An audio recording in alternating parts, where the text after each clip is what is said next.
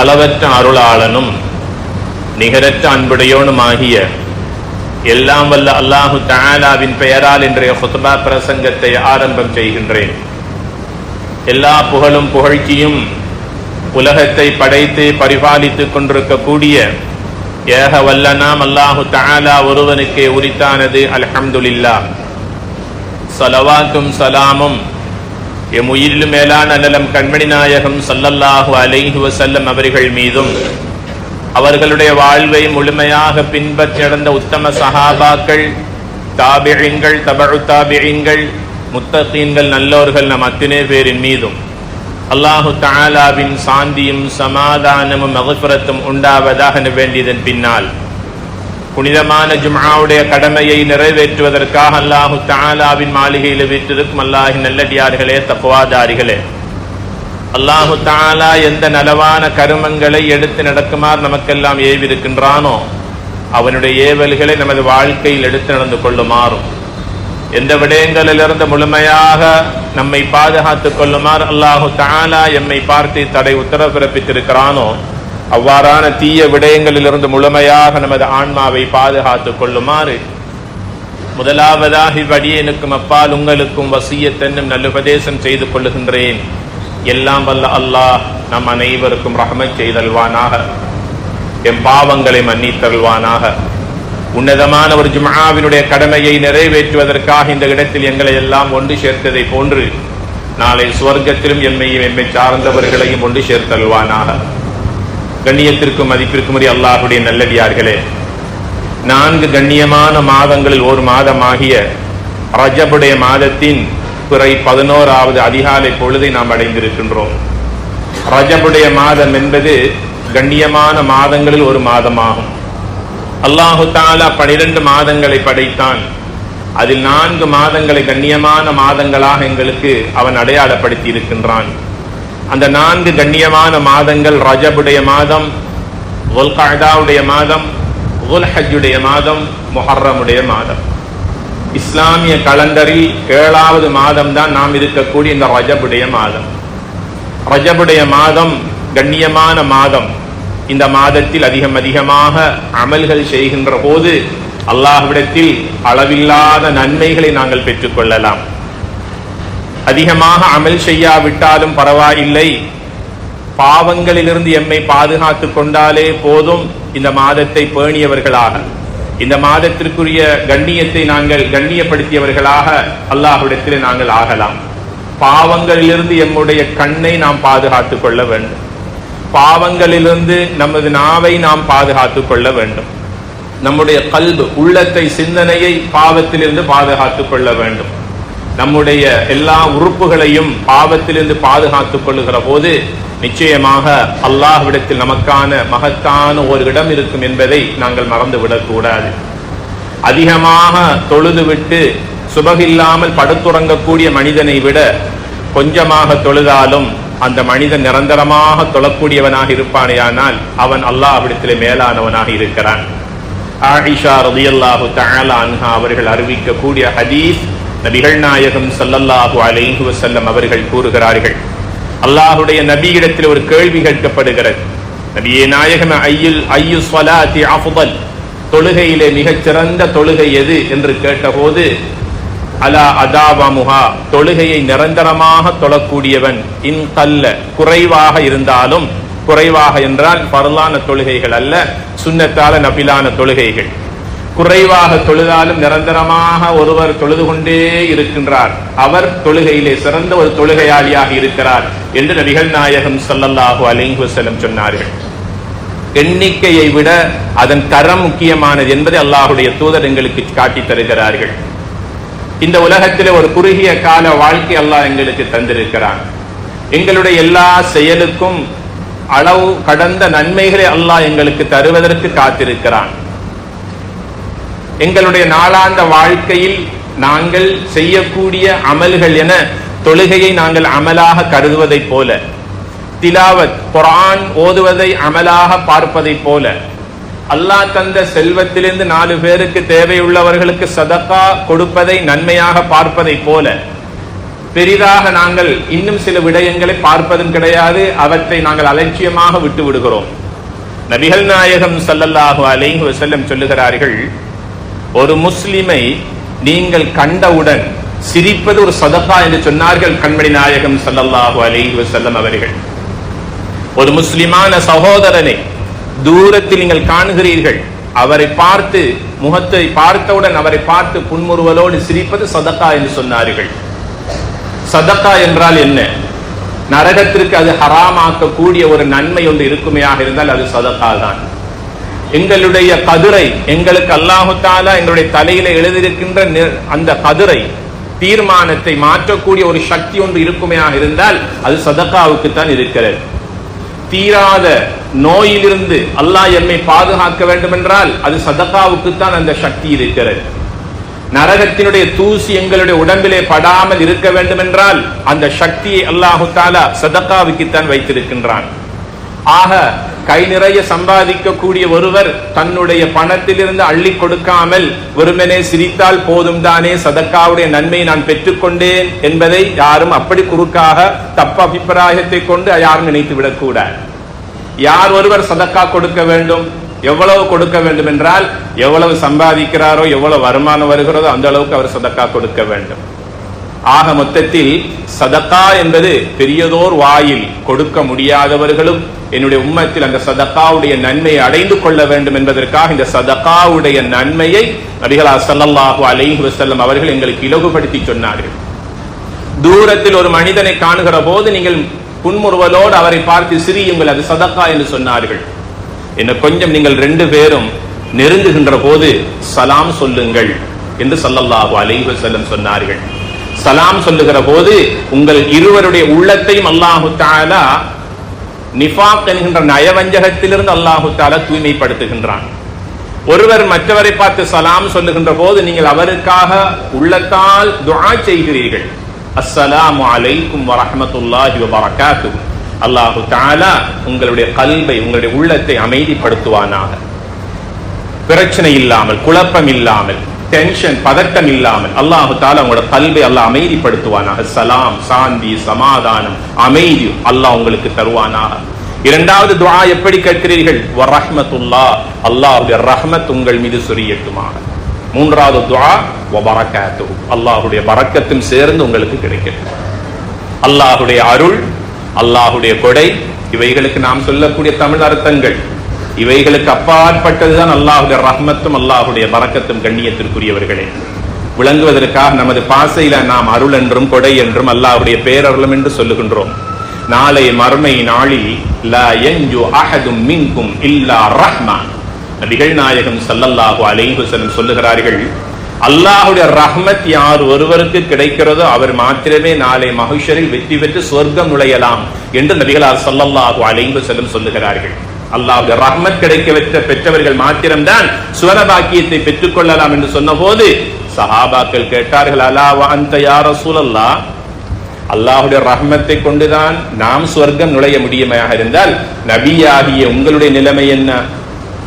இல்லா அன் யதகம்மதனி அல்லாஹ், அல்லாஹ்வுடைய ரஹ்மத்தை கொண்டு என்னை அப்படியே கட்டி அணைத்து அரவணைத்துக் கொண்டாலே ஒளி என்னாலும் நாளை மறுமையில் வெற்றி பெற முடியாது என்று சொன்னார்கள் நபிகள் நாயகம் ஸல்லல்லாஹு அலைஹி வஸல்லம் அவர்கள்.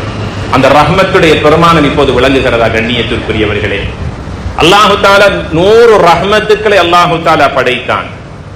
ஒரே ஒரு ரஹ்மத்தை கொண்டுதான் இந்த துனியாவை அல்லாஹு தஆலா பரிமாறித்துக் கொண்டிருக்கிறான், பராமரித்துக் கொண்டிருக்கிறான்.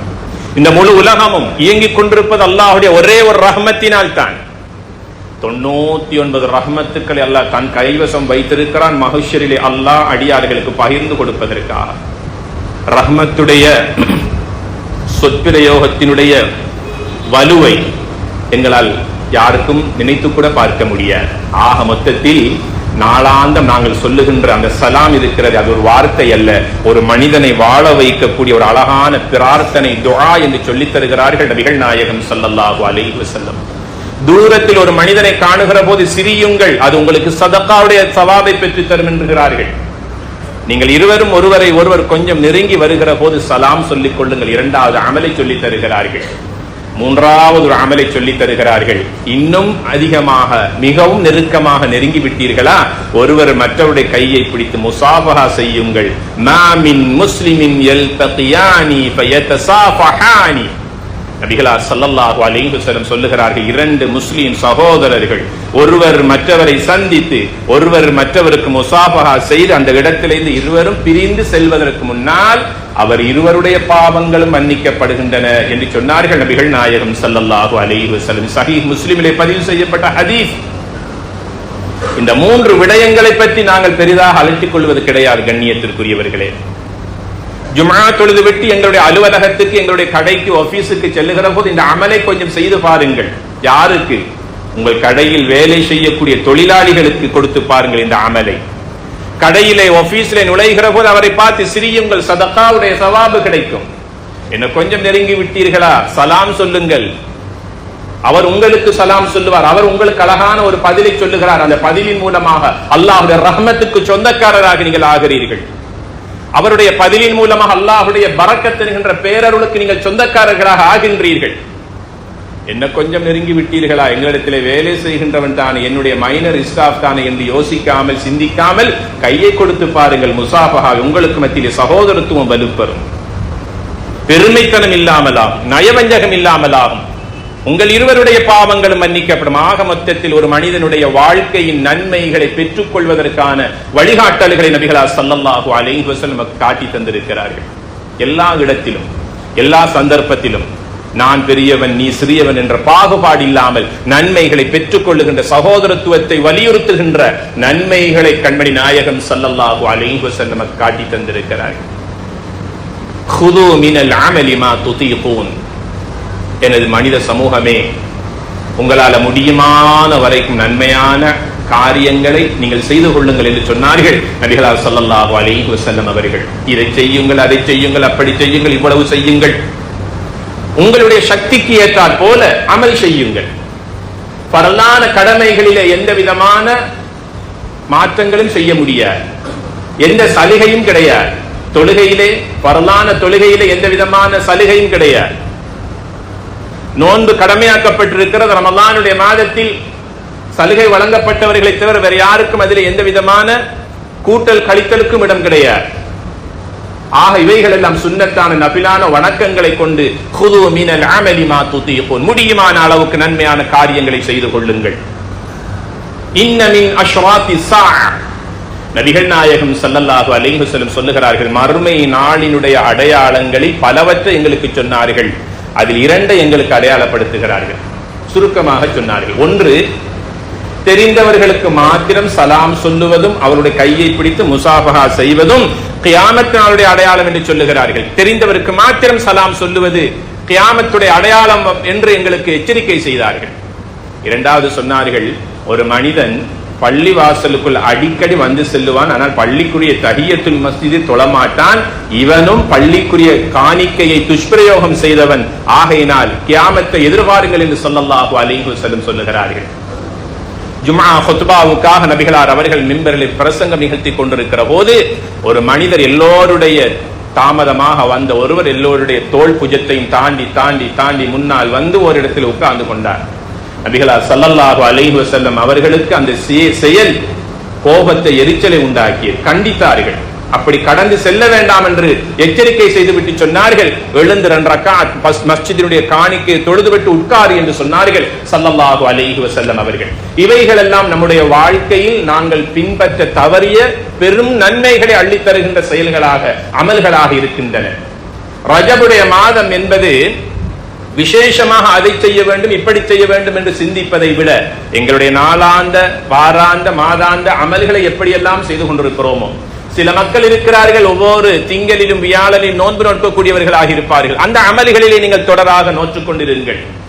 சில மக்கள் இருப்பார்கள், மாதாந்த பிறை 13, 14 மற்றும் 15 போன்ற ஐயாமுல் பீலுடைய நோன்புகளை நோக்கக்கூடியவர்களாக இருப்பார்கள். அதிலே நீங்கள் நிரந்தரமாக இருந்து கொள்ளுங்கள்.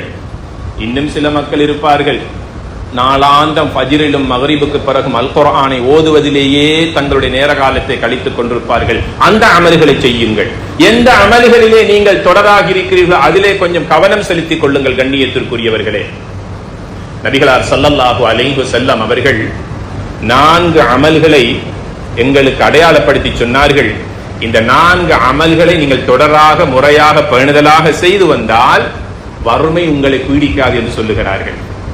பொருளாதார நெருக்கடியிலிருந்து நீங்கள் பாதுகாக்கப்படுவீர்கள் என்று எங்களுக்கு அடையாளப்படுத்தி இருக்கிறார்கள். 4 அமல்கள். முதலாவது கியாமுல் லைல், இரவு நேர வணக்கம். இரவு நேர வணக்கம் என்றால் இஷா தொழுத ஒருவர் இஷாவுடைய சுன்னத்தான தொழுகை முடித்ததற்கு பிறகு ஃபஜ்ருடைய அசான் வரைக்கும் தொழக்கூடிய தொழுகை எல்லாமே கியாமுல் லைலுடைய இரவு நேர தொழுகையில் தான் அது உள்ளடங்கும். இந்த தொழுகை நபிகள் நாயகம் ஸல்லல்லாஹு அலைஹி வஸல்லம் அவர்கள் ஃபர்லாக கருதி அதிலே முழுமையான கவனம் செலுத்தி தொழுது வந்தார்கள். அல்லாஹ் தஆலா அல் குர்ஆனில் கூறுகிறான், வபில் அஸ்ஹாரிஹிம் யஸ்தக்ஃபிரூன். உண்மையான மூமின்கள் இருக்கிறார்களே, உண்மையான இறை விசுவாசிகள் அந்த கியாமுல் லைல் என்கின்ற தஹஜ்ஜத்துடைய தொழுகையை தொழுது முடித்ததற்கு பிறகு அல்லாஹ்விடத்தில் இஸ்திக்ஃபார் பாவ மன்னிப்பு கேட்கக்கூடியவர்களாக இருப்பார்கள் என்று அல்லாஹ் தஆலா முஃமின்களுடைய அடையாளத்தை எங்களுக்கு அடையாளப்படுத்தி சொல்லுகின்றான். ஃபஜ்ருடைய தொழுகை இன்றைய நாளில் 5 மணிக்கு அசான் என்றால் ஒரு 30 நிமிடங்கள் 4:30 அல்லது 4 மணிக்கு எழுந்து உதுவெடுத்து தொழுதுவிட்டு கொஞ்ச நேரம் நாங்கள் அந்த இடத்திலே உட்கார்ந்திருந்து அல்லாஹ்விடத்தில் துஆ செய்ய வேண்டும். கண்ணியத்திற்குரியவர்களே, அது அல்லாஹ்வுடைய ரஹ்மத் பகிர்ந்தளிக்கப்படுகிற நேரமாக இருக்கிறது. அல்லாஹ்வுடைய பரக்கத்தை அல்லாஹ் தஆலா பங்கு வைக்கின்ற நேரமாக அந்த சுபஹினுடைய ஃபஜ்ருடைய அந்த தஹஜ்ஜத்துடைய நேரமாக இருக்கிறது. அதனால கியாமுல் லைல் என்பது வறுமையிலிருந்து உங்களை பாதுகாக்கும், பொருளாதார நெருக்கடியிலிருந்து உங்களை பாதுகாக்கும். நபிகளார் ஸல்லல்லாஹு அலைஹி வஸல்லம் அவர்கள் அந்த தொழுகையை நியமமாக தொழுது வந்தார்கள். ஒரு கிராமப்புற அரபி ஒரு நாள் நபிகளாரிடத்தில் வந்து, நபியே நாயகமே, நான் ஒரு கிராமத்திலே வாழுகின்ற ஒரு விவசாயம் செய்கின்ற ஒரு நாட்டரபியாக இருக்கின்றேன். உங்களை போல தஹஜ்ஜத்துடைய தொழுகையில் நீண்ட நெடிய சூறாக்களை என்னால் ஓத முடியாது. எனக்கு நீண்ட சூறாக்கள் தெரியாது. எனக்கு தெரிந்ததெல்லாம் குல் ஹுவல்லாஹு அஹது சூரா மாத்திரம்தான். நீண்ட நெடிய சூறாக்களை ஓதி ஓதி என்னுடைய கியாமுல் லைல் தொழுகையை என்னால் நீளமாக்க முடியாது நபியே. நான் எப்படி தொழுது கொள்வது என்று தன்னுடைய நிலையை சொல்லுகிறார்கள். நபிகள் நாயகம் ஸல்லல்லாஹு அலைஹி வஸல்லம் அவர்கள் அந்த கிராமப்புற அரபியை பார்த்து சொன்னார்கள், குல் ஹுவல்லாஹு அஹது சூரா என்ன லேசான சூரா என்று நினைத்துக் கொண்டீர்களா? இன்னஹா தஅதிலு மின் சுலுஸில் குர்ஆன். அந்த அரபியை பார்த்து சொன்னார்கள், கிராமப்புற விவசாயம் செய்கின்ற அரபியை பார்த்து சொல்லுகிறார்கள், யார் ஒருவர் குல் ஹுவல்லாஹு அஹது சூராவை ஒரு தடவை ஓதினாரோ 10 ஜுசுக்கள் ஓதிய நன்மை அவருக்கு கிடைக்கும் என்று சொல்லி அவரை வழி அனுப்பி வைக்கிற போது ஸல்லல்லாஹு அலைஹி வஸல்லம் சொன்னார்கள், இந்த சூராவை போதும் உங்களுடைய கியாமுல் லைலை நீளமாக்குவதற்கு என்று அவரை வழி அனுப்பி வைத்தார்கள். ஆக கியாமுல் லைல் தொழுகை என்பது அல்லாஹ்வுக்கு மிக விருப்பமான ஒரு அமல். எங்களுடைய வாழ்க்கையின் பல மாற்றங்களை கொண்டு வருகின்ற ஒரு தொழுகை. சூரா ஃபாத்திஹாவுக்கு பிறகு அந்த கியாமுல் லைல் தொழுகையை நாங்கள் தொழுது சூரா ஃபாத்திஹாவுக்கு பிறகு தெரிந்த சூறாக்களை ஓதுவோம். அந்த சூராவினுடைய இறுதி சூறாவாக குல் ஹுவல்லாஹு அஹத் அல்லாஹுஸ் ஸமத் லம் யலித் வலம் யூலத் வலம் யகுல் லஹு குஃபுவன் அஹத். ஒரு தடவை ஓதினால் சூரத்துல் குர்ஆன், குர்ஆனுடைய 10 ஒரு பகுதி என்றால் 10 ஜுசுக்கள் ஓதிய சவாபு கிடைக்கும். 2 தடவைகள் ஓதினால் 20 ஜுசுக்கள், 3 தடவைகள் ஓதினால் 30 ஜுசுக்கள் ஓதிய சவாபை இலகுவாக அவர் பெற்றுக் கொள்வாரா இல்லையா? ஆக கியாமுல் தொழுகையில் இருந்து யாரும் விடுபட முடியாது. ஆக இந்த தொழுகையின் மூலமாக ஒருவருடைய வாழ்க்கையின் பரக்கத்தை அவர் கண்டுகொள்ளலாம். அந்த கியாமுல் லைல் தொழுகையை தொழுது முடித்ததற்கு பிறகு ரப்பிடத்திலே நான் என்னை ஒப்படைக்கக்கூடிய நேரமாக அந்த நேரத்தை நான் அமைத்துக் கொள்ள வேண்டும். எல்லோரும் தூக்கத்திலே இருப்பார்கள். எல்லோருமே தூங்கிக் கொண்டிருக்கிற நேரம், ஊரும் நாடும் அமைதியாக இருக்கிற நேரம். தொழுது முடித்ததற்கு பிறகு அல்லாஹ்விடத்திலே துஆ கேட்க வேண்டும். எங்களுக்கு தெரிந்த பாசையிலே ரப்பிடத்திலே நாம் மனமுருகி துஆ கேட்க வேண்டும். நபிகளார் ஸல்லல்லாஹு அலைஹி வஸல்லம் விரும்பி கேட்ட சில துஆக்களை உங்களுக்கு நான் நினைவுபடுத்துகிறேன். கண்ணியத்திற்குரியவர்களே, கியாமுல் லைல் தஹஜ்ஜத்துடைய நேரத்தில் ஸல்லல்லாஹு அலைஹி வஸல்லம் துஆ கேட்பார்கள், அல்லாஹும்ம ர்ஸுக்னா வ அன்த கைருர் ராஸிகீன். யா அல்லாஹ், இன்று காலையிலே நான் கண் விழித்து இன்றைய நாளும் வாழ்வதற்கு எனக்கு ஹயாத்தை தந்திருக்கிறாய். இன்றைய நாளிலே எனக்கு நீ ரிஸ்கை விசாலப்படுத்தி வைப்பாயாக. ரிஸ்க் என்றால் என்ன? வெறுமனே சாப்பிடுகின்ற சாப்பாடு மாத்திரமா? கண்ணியத்திற்குரியவர்களே, இல்லை. இந்த துனியாவுடைய வாழ்க்கையே அல்லாஹ் தந்த ரிஸ்க் தான். நான் அவைகளை எல்லாம் பட்டியலிடுவதற்கான நேர காலம் கிடையாது. ஒரு மனிதன் சிரித்து மகிழ்ச்சியோடு இந்த உலகத்திலே வாழக்கூடிய எல்லாவற்றையும் அல்லாஹ் ஒருவனுக்கு கொடுக்கின்றான் என்றால் அத்தனையுமே ரிசுக்கு தான். நாளை மஹ்ஷரிலே வெற்றி பெற்று சுவன பாக்கியத்தை பெற்றுக் கொள்வதும் அல்லாஹுடைய ரிசுக்கு தான். அல்லாஹும்ம ர்ஸுக்னா வ அன்த கைருர் ராஸிகீன். எல்லா நபிமார்களும் துன்யா ஆখিরাவுடைய ரிஸ்கை கேட்ட துஆ இந்த துஆ. இதை கேட்க வேண்டும் அந்த ஃபஜ்ருடைய நேரத்தில். இரண்டாவது கேட்க வேண்டும், அல்லாஹும்ம ரப்பனா ஆதினா ஃபித் துன்யா ஹஸனா வ ஃபில் ஆখিরাতি ஹஸனா வ கினா அஸாபன் நார். அல்லாஹ் தஆலா வறுமையினுடைய கதவை மூடி விடுவான். கண்ணியத்திற்குரியவர்களே, நெருக்கடியான வாழ்க்கையிலிருந்து அல்லாஹ் அவரை பாதுகாப்பான். அந்த குடும்பத்தை அல்லாஹ் தன்னுடைய பொறுப்பிலே ஏற்றுக்கொள்வான். மூன்றாவது ஒரு துஆ இருக்கிறது, அல்லாஹும்ம ஃப்தஹ்லி அப்வாப ரஹ்மத்திக். யா அல்லாஹ், உன்னுடைய ரஹ்மத்துடைய கதவுகள் எல்லாவற்றையும் திறந்து தருவாயாக. எதிலே உன்னுடைய ரஹ்மத் இருக்கிறது என்பது எனக்கு தெரியாது ரஹ்மானே, அத்தனை ரஹ்மத்துடைய கதவுகளையும் எனக்காக திறந்து விடுவாயாக. நான்காவது துஆ, அல்லாஹும்ம க்ஃபினி பிஹலாலிக அன் ஹராமிக வ அக்னினி பிஃضலிக அம்மன் சிவாக். இன்றைய நாளில் நான் சம்பாதிக்கக்கூடிய சம்பாத்தியங்களை எனக்கு ஹலாலாக தருவாயாக. ஹராமான சம்பாத்தியத்திலிருந்து யா ரப்பே என்னை பாதுகாப்பாயாக. மூன்றாவது கருத்து, வ அக்னினி பிஃضலிக அம்மன் சிவாக். உன்னுடைய ஹஸானா, உன்னுடைய அருட்செல்வங்களை கொண்டு, உன்னுடைய ரஹ்மத்தை கொண்டு யா அல்லாஹ் என்னை சீமானாக, பணக்காரனாக, செல்வந்தனாக வாழ வைப்பாயா. வ அக்னினி, என்னை பணக்காரனாக வாழ வைப்பாயா. என்னுடைய தேவைகளை இன்னொரு மனிதனிடத்திலே சொல்லி கை நீட்டி உதவி பெறுகின்ற நிலையிலிருந்து யா அல்லாஹ் என்னை பாதுகாப்பாயா. எவ்வளவு ஒரு அழகான துஆவை நபிகள் ஸல்லல்லாஹு அலைஹி வஸல்லம் அவர்கள் அதிகாலை வேளையிலே அல்லாஹ்விடத்திலே கேட்டு அன்றைய நாளை ஆரம்பித்திருக்கிறார்கள் என்று சிந்தித்து பாருங்கள். இதனைத்தான் அல்லாஹ்வுடைய தூதர் சொன்னார், ஹுது மினல் அமலி மா துதீகூன். உங்களால் முடிந்த அளவுக்கு அமல் செய்யுங்கள் என்று எங்களுக்கு சொல்லி தந்ததெல்லாம் இதன் காரணமாகத்தான். ஆக வறுமையிலிருந்து பாதுகாக்கக்கூடிய முதலாவது அமல் கியாமுல் லைல், தஹஜ்ஜுடைய தொழுகை. இரண்டாவது இஸ்திக்ஃபார், அல்லாஹ்விடத்தில் அதிகமாக பாவ மன்னிப்பு கேட்பது. அஸ்தக்ஃபிருல்லாஹ் அஸ்தக்ஃபிருல்லாஹ் அஸ்தக்ஃபிருல்லாஹ். நாங்கள் ஏதாவது தவறுகள் செய்திருப்போம், அது என்ன என்பதை எங்களால் நினைத்து கூட பார்க்க முடியாது. அல்லாஹ்விடத்திலே மனமுருகி எங்களுக்கு தெரிந்த பாசையிலே ரப்பிடத்திலே நாங்கள் மன்னிப்பு கேட்கக்கூடிய ஒரு காலம் இந்த ரஜபுடைய மாதம்.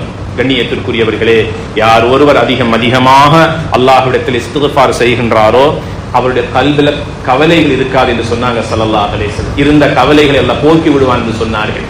இரண்டாவது, யார் அதிகமாக இஸ்திக்ஃபார் செய்வாரோ அவருடைய நெருக்கடியான, முடிவு காண முடியாத பிரச்சனைகளிலும் அல்லாஹ் அவரை விடுவிப்பான் என்று சொன்னார்கள். மூன்றாவது சொன்னார்கள், வயர்ஸுகுஹு மின் ஹைது லா யஹ்தஸிப். அவர் நினையாத புறத்திலிருந்து அல்லாஹ் தஆலா அவருக்கு ரிஸ்க் அளித்து அவரை வாழ வைப்பான் என்று சொன்னாங்க நபிகள் ஸல்லல்லாஹு அலைஹி வஸல்லம். இஸ்திக்ஃபாருக்கு அந்த அளவுக்கு அல்லாஹ் தஆலா சக்தியை வைத்திருக்கின்றான். நாங்கள் செய்ய வேண்டிய மூன்றாவது ஒரு அமல் இருக்கிறது, அதுதான் சதகா, தர்மம். அந்த தர்மம் என்பது நாம் யாரிடத்திலிருந்து ஆரம்பிக்க வேண்டும்? தந்தை இடத்திலிருந்து அந்த சதகாவை ஆரம்பிக்க வேண்டும். ஒருவர் ஜகாத் தன்னுடைய பெற்றோருக்கு கொடுப்பது ஹராம். சதகா என்பது தன்னுடைய பெற்றோரிடத்திலிருந்து ஆரம்பிக்க வேண்டும். ஒரு சஹாபி நபிகளாரிடத்தில் கேட்டார், நபியே நாயகமே, என்னுடைய தர்மத்தை நான் யாரிடத்திலே இருந்து ஆரம்பிக்க வேண்டும்? ஊருக்கெல்லாம் கொடுத்து வீட்டில் உள்ளவர்களை மறந்த நிலையாக ஆகிவிடக் கூடாது. உன்னுடைய தந்தையிடத்திலிருந்து உன்னுடைய சதகாவை ஆரம்பி என்று சொன்னாங்க நபிகளார் ஸல்லல்லாஹு அலைஹி வஸல்லம் அவர்கள். அந்த சதகா உங்களுக்கு அல்லாஹ்வுடைய ரஹ்மத்துடைய மலக்கின் துஆவை பெற்றுத் தரும் என்று சொன்னார்கள். ஒவ்வொரு நாள் அதிகாலையில் 2 மலக்குகள் இந்த பூமிக்கு இறங்குகிறார்கள். அதில் ஒரு மலக்கு அல்லாஹ்விடத்தில் துஆ செய்கிறார், யா அல்லாஹ், நீ கொடுத்த செல்வத்திலிருந்து யாரெல்லாம் சதகா செய்து தேவையுள்ள மக்களுக்கு உதவி செய்கின்றாரோ யா அல்லாஹ், அவருக்கு நீயும் உதவி செய்வாயாக. நாளாந்தம் சதகா கொடுக்கின்றவர்களுக்கு நாளாந்த நபி அந்த ரஹ்மத்துடைய மலக்குகளுடைய துஆவை அவர் பெற்றுக்கொண்டே அவர் வீட்டை விட்டு வெளியேறி செல்லக்கூடியவராக அன்றைய நாளை அவர் அமைத்துக் கொள்ளுகின்றார். சதகாவை கொண்டு அன்றைய நாளை நாங்கள் ஆரம்பித்துக் கொள்ள வேண்டும். யாருக்கும் கொடுக்கலாம், எவ்வளவும் கொடுக்கலாம், எதையும் கொடுக்கலாம். ஆக கண்ணியத்திற்குரியவர்களே, சதகா ஒரு மனிதனை வறுமையிலிருந்து பாதுகாக்கும். அடுத்ததாக நபிகளார் ஸல்லல்லாஹு அலைஹி வஸல்லம் சொல்லுகிறார்கள், திக்ருல்லாஹ், அல்லாஹ்வை அதிகமாக தஸ்பீஹ் செய்வது. அல்லாஹ்வை அதிகமாக தஸ்பீஹ் செய்வது. ஒரு காலத்தில் மூசா அலைஹிஸ்ஸலாம் அவர்கள் அரண்மனையிலே எகிப்துடைய ராஜ வாழ்க்கை வாழ்ந்தவர்கள். மூசா அலைஹிஸ்ஸலாம் அவர்கள் அதிலிருந்து வெளியே வந்ததற்கு பிறகு சொல்லனா பல துன்பங்களை அனுபவித்துக் கொண்டிருந்தார்கள். தாங்கிக் கொள்ள முடியாத கஷ்டங்களும் துன்பங்களும் அவர்களை எதிர்நோக்கி வந்து கொண்டிருந்த போது வாழ்க்கையில் அவர்களுக்கு அதிருப்தி ஏற்பட்டது. மூசா அலைஹிஸ்ஸலாம் அவர்களுக்கு இது என்ன வாழ்க்கை, எவ்வளவு கஷ்டம், நிம்மதியே இல்லை என்ற நிலைமைக்கு வந்தார்கள். அப்போது அல்லாஹு தஆலா மூசா அலைஹிஸ்ஸலாம் அவர்களை பார்த்து சொன்னான், ஃபஸ்பிர், மூசாவே பொறுமையோடு இருங்கள், அமைதியாக இருந்து கொள்ளுங்கள், பதட்டம் அடைய வேண்டாம். ஃபஸ்பிர், பொறுமையோடு இருங்கள். இன்ன வஅதல்லாஹி ஹக், அல்லாஹ்வுடைய வஅதா, வாக்களிப்பு உண்மையானது. அல்லாஹ்வை நம்பியவரே அவன் கைவிட மாட்டான். நம்பிக்கையாக இருங்கள். உங்களுக்கு என்ன பிரச்சனை? உங்களை படைத்த ரப்பு அவன் உங்களை பார்த்து கொண்டிருக்கிறான். உங்களை அவன் கைவிட மாட்டான். ஃபஸ்பிர், முதலாவது பதட்டப்படாதீர்கள், அமைதி அடையுங்கள். இரண்டாவது நம்பிக்கை கொள்ளுங்கள், அல்லாஹ் என்னை கைவிட மாட்டான். நோயா, கஷ்டங்களா, பொருளாதார பிரச்சனையா, அல்லது முக்கியமான ஒரு எக்ஸாம் உண்டா, எதுவாகவும் இருந்து போட்டும் முதலாவது மன அமைதி பெறுங்கள், கவலை அடைய வேண்டாம். அடுத்ததாக அல்லாஹ் மூன்றாவது நபி மூசாவை பார்த்து சொன்னான், வஸ்தக்ஃபிர் லிதம்பிக, அல்லாஹ்விடத்தில் அதிகமாக மூசா இஸ்திக்ஃபார் செய்யுங்கள் என்று அல்லாஹ் சொன்னான். முதலாவது சொன்னான் அமைதியாக இருங்கள். இரண்டாவது சொன்னான் அல்லாஹ்வுடைய கட்டளை, அல்லாஹ்வுடைய பாதுகாப்பு உண்மையானது. மூன்றாவதாக அல்லாஹ் சொன்னான் வஸ்தக்ஃபிர் லிதம்பிக, அதிகமாக அல்லாஹ்விடத்தில் இஸ்திக்ஃபார் செய்யுங்கள். நான்காவதாக சொன்னான் வஸப்பிஹ் பிஹம்தி ரப்பிக பில் அஷிய்யி வல் இப்கார், காலையிலும் மாலையிலும் சுப்ஹானல்லாஹ் சுப்ஹானல்லாஹ் அல்லது சுப்ஹானல்லாஹி வ பிஹம்திஹி அல்லது சுப்ஹானல்லாஹில் அஸீம் என உங்களுக்கு எந்த தஸ்பீஹ் தெரியுமோ அந்த தஸ்பீஹை கொண்டு காலையும் மாலையும் அல்லாஹ்வை நீங்கள் மகிழ்ச்சி அடைய செய்யுங்கள். அல்லாஹ் தஆலா உங்களை கைவிடாமல் உங்களுக்கு ஏற்பட்டிருக்கிற நிலைகளை அல்லாஹ் போக்கி உங்களுடைய வாழ்வை அல்லாஹ் பொறுப்பேற்றுக் கொள்வான் என்று மூசா அலைஹிஸ்ஸலாம் அவர்களுக்கு அல்லாஹ் தஆலா வழிகாட்டினான். இந்த வழிகாட்டல்களை, ஆலோசனைகளை மூசா அலைஹிஸ்ஸலாம் வாழ்க்கையில் எடுத்தார்கள். பின்னால் எப்படியெல்லாம் நிம்மதியோடு சந்தோஷமாக அந்த ஃபிரௌனுடைய கண்ணிலே விரலை வைத்து ஆட்டக்கூடிய அதிகாரத்தை, சக்தியை அல்லாஹ் மூசாவுக்கு கொடுத்தான் என்பதை படித்து பாருங்கள். ஆக கண்ணியத்திற்குரியவர்களே, அல்லாஹ் எங்களை படைத்தான் வாழ்வதற்காக. அல்லாஹ் தஆலா ரிஸ்க் அளிக்கக்கூடியவனாக இருக்கிறான். எங்கள் காரியங்களை அவன் பொறுப்பேற்றிருக்கிறான். எங்கள் நிலைகளை மாற்றிக்கொள்ளக்கூடிய, எங்கள் பாவங்களை மன்னிப்பின் பக்கமாக நாங்கள் கொண்டு செல்லக்கூடிய, எங்கள் உள்ளத்தை நாங்கள் பரிசுத்தமான நிலையில் அமைத்துக் கொள்ளக்கூடிய ஒரு மாதமாக இந்த ரஜபை அல்லாஹ் எங்களுக்கு தந்திருக்கிறான். கடந்த ரஜபில் எங்களோடு இருந்தவர்கள் எங்களை விட்டு மரணித்து மண்ணறைக்கு சென்று விட்டார்கள். எத்தனையோ பல மக்கள் எழுந்து நடக்க முடியாத அல்லது எழுந்து தொழ முடியாத நோயாளிகளாக, நிரந்தர நோயாளிகளாக படுத்துக் கொண்டிருக்கிறார்கள். இன்ஷா அல்லாஹ் அடுத்த ரஜப் வருகிற போது நமது நிலை என்ன என்பது நமக்கு யாருக்கும் தெரியாது. அதிகமாக கிடைத்திருக்கிற இந்த சந்தர்ப்பத்தை பயன்படுத்திக் கொள்ள வேண்டும். அல்லாஹ்வுக்கு அதிகமாக அல்ஹம்துலில்லாஹ் என்று ஷுக்கூர் செய்ய வேண்டும். தேவையுள்ள மக்களுடைய தேவைகளை அறிந்தும் நாம் அவர்களுக்கு உதவி செய்ய வேண்டும். உதவிக்குரிய காலத்தை அல்லாஹ் நமக்கு தந்திருக்கிறான். இறுதியாக ஒரு விடயத்தை நான் சுருக்கமாக சொல்லி முடிவுரைக்கு வருகிறேன். கிழமையில் ஒரு நாள் வரக்கூடிய ஒரு ஜும்ஆ, சில மக்களை மலக்குகள் அவர்களுடைய ரெக்கார்ட் புக்கிலே பதிவு செய்தார்கள். பல மக்களை அந்த கிராமன் காத்திபீன், சங்கையான மலக்குகள் அவருடைய ரெக்கார்ட் புக்ல அவங்க பதிவு செய்யவே இல்லை. மலக்குமாருடைய பதிவு புத்தகத்துல அவங்களுடைய பெயர் கிடையாது. யாரை மலக்குகள் பதிவு செய்தார்கள்? மெம்பரில் ஹதீப் காலை வைத்தவுடன் யாரெல்லாம் பள்ளிக்குள்ளே வந்தார்களோ, மன்னித்துக் கொள்ளுங்கள் சகோதரர்களே, புதினம் பார்த்துக் கொண்டிருக்கிறீர்கள். கிழமையில ஒரு நாள் வருகின்ற ஜும்ஆவுக்காக நேரகாலத்தோடு வந்து 2 ரக்அத் தஹிய்யத்துல் மஸ்ஜித் தொழுதுவிட்டு இந்த அமலை திருப்தியாக பரிபூரணமாக இன்றைய ஜும்ஆவுக்கு நான் போனேன், தொழுதேன், ரப்பிடத்தில் கையேந்தி என்னுடைய தேவைகளை நான் முன்வைத்தேன். இன்ஷா அல்லாஹ் அடுத்து வருகின்ற ஜும்ஆ எனக்கு கிடைத்தால் இன்னும் ஒரு ஹாஜத்தை நான் அல்லாஹ்விடத்தில் முன்வைப்பேன். இப்படியான ஒரு அர்ப்பணிப்பு இல்லாமல் இந்த தொழுகையிலே அலட்சியமாக இருக்கக்கூடியவர்களை பார்த்து சொல்லுகிறேன், அல்லாஹ்வுடைய மலக்குகளுடைய பட்டியலில் யாருடைய பெயர் இருக்கும் என்றால், ஹதீப் அவர்கள் மிம்பரில் ஏறுகின்ற வரைக்கும் யாரெல்லாம் உள்ளே வந்தார்களோ அவர்கள் அனைவருடைய பெயரும் அங்கே எழுதப்பட்டிருக்கும். ஹதீப் அவர்கள் மிம்பரில் ஏறிவிட்டால் மலக்குகள் அவருடைய ரெக்கார்ட் புக் கொண்டே வைத்திருப்பார்கள். பள்ளியுடைய என்ட்ரன்ஸ்ல, எல்லா என்ட்ரன்ஸ்லையும் அந்த மலக்குகள் அந்த பதிவு புத்தகத்தை வைத்துக் கொண்டே எழுதிக் கொண்டே இருப்பார்கள். ஹதீப் அவர்கள் மிம்பரில் ஏறிவிட்டால் அந்த ரெக்கார்ட் புக்கை அப்படியே மூடி விடுவார்கள். அதற்கு பிறகு அவர்களுக்கு என்ன வேலை? ஹதீபுக்கு முன்னால் நீங்கள் எப்படி உட்கார்ந்திருந்து மரியாதையோடு பேணுதலாக குத்பாவை செவிமடுக்கிறீர்களோ, எங்களுடைய கண்களுக்கு தெரியாமல் கோடான கோடி மலக்குகள் இந்த இடத்தில் உட்கார்ந்திருக்கிறார்கள். எங்களுடைய கல்வியில இருக்கிற தேவைகளுக்காக நாங்கள் கேட்கிற துஆவுக்கு ஆமீன் சொல்லிக் கொண்டிருக்கிறார்கள். அதற்கு பிறகு எத்தனை பல மக்கள் ஆயிரக்கணக்கிலே வந்தாலும் கூட அந்த ரெக்கார்ட் புக்கிலே உங்களுடைய பெயர் எழுதப்பட்டிருக்க மாட்டார். எல்லாம் வல்ல ரஹ்மான் இந்த நிலையை போக்கிக் கொள்ளக்கூடிய ஈமானை நம் அனைவருக்கும் தந்தருவானாக. எம் அனைவரையும் யா அல்லாஹ் கபூல் செய்வாயாக. கடந்த காலங்களை விட எதிர்வருகின்ற காலம் நமக்கும் நம் நாட்டவருக்கும் இஸ்லாமிய உம்மத்தினருக்கும் பிரகாசமுள்ள காலமாக்கி தருவாயாக.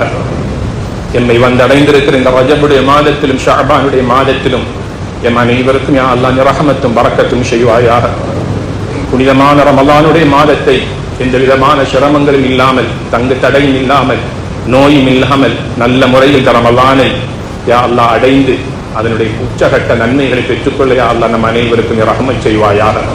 திடீர் மௌத்திலிருந்து நம்மை பாதுகாப்பாயாக. எம் அனைவரையும் கபூல் செய்வாயாக. வ ஆகிரு தஅவானா அல்ஹம்துலில்லாஹி ரப்பில் ஆலமீன்.